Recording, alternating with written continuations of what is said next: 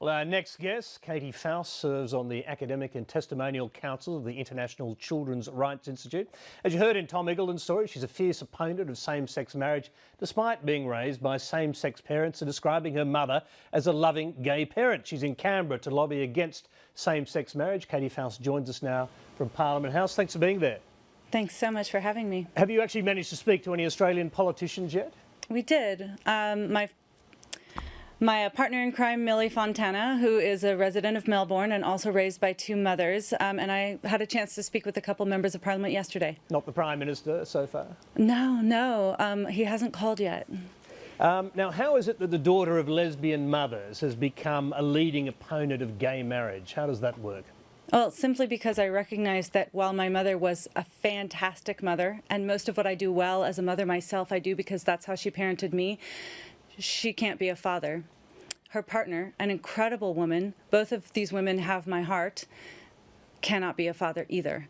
Children have a right to be in relationship with their mother and father whenever possible.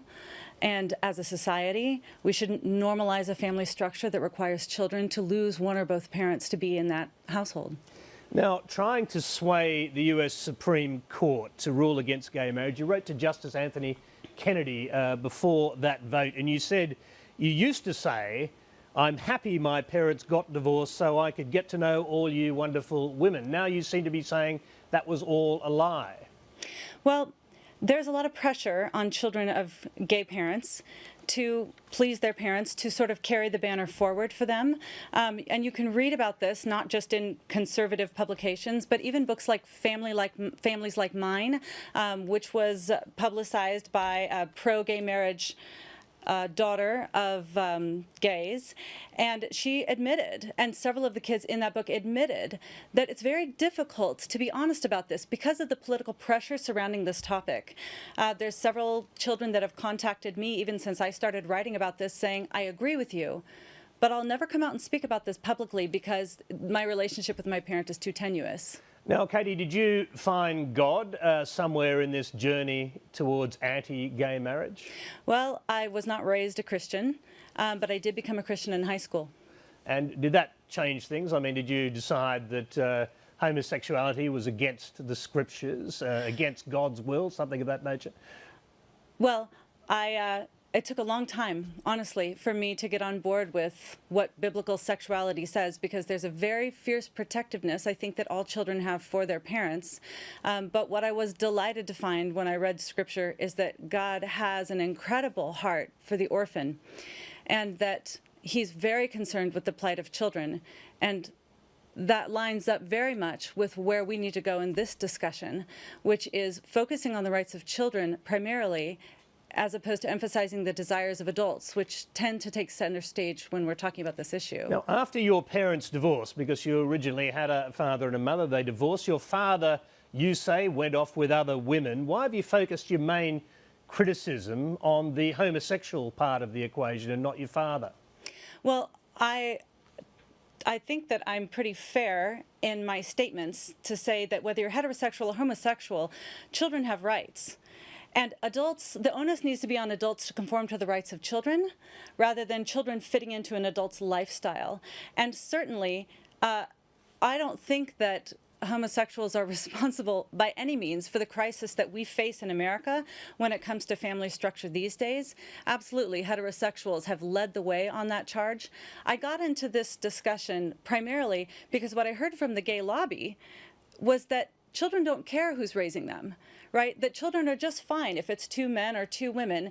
And the reality is that anybody that's talked to a child who has lost a parent, whether through divorce, abandonment, third-party reproduction, or death, kids absolutely care. Family structure matters to children. And so I heard the LGBT lobby saying it doesn't care, they don't care, and I don't think that that's reality. Okay, you also were motivated politically once President Obama announced his support for same-sex marriage, and you set up an anonymous blog called Ask the Bigot. Why did you do that? What did you call it that to start with, and what happened when you did it? Yes. Well, you know, strangely, the URL wasn't taken for that web name.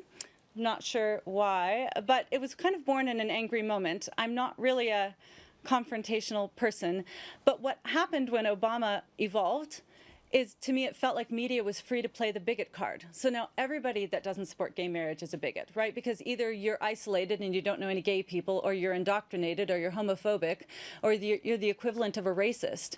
And they were not giving any attention to people that had a genuine argument, a well-founded, secular, convincing argument for support of traditional marriage. And so I started blogging anonymously. I was going to make that point. You started blogging anonymously. What happened? Why did you go public, as it were? I didn't. I was outed by a gay blogger who felt like I needed to be held accountable for my stance.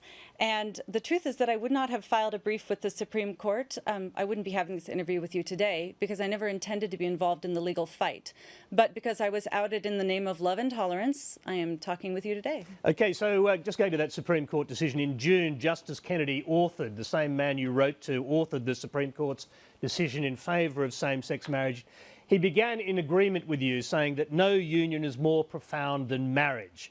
But he said of the gay people who had petitioned the court, it would be to misunderstand these men and women, to say they disrespect the idea of marriage. Their plea is that they respect it so much, respect it so deeply, that they seek to find its fulfilment for themselves. And now, obviously, the court agreed that their dignity was the critical thing here. Why do you disagree with that position? Well, because they have dignity, right? Single parents have dignity. People that have never been married have dignity. You don't gain dignity by a government bestowing that on you. You just have it. The question is not whether or not they have dignity. And the question is not even really whether or not they have the capacity to love and commit the way heterosexuals do. They do. They absolutely do. The question is, what is government's interest in marriage? It's really not about affirming the connections that we have with one another. It has to do with the product of those unions. And there's something distinct about the product of a union between heterosexuals. What's distinct is that they make babies, and those babies have rights, and those babies deserve protection. Katie Faust, we'll have to leave you there. Thank you very much for coming in to join us. Well, thank you for having me.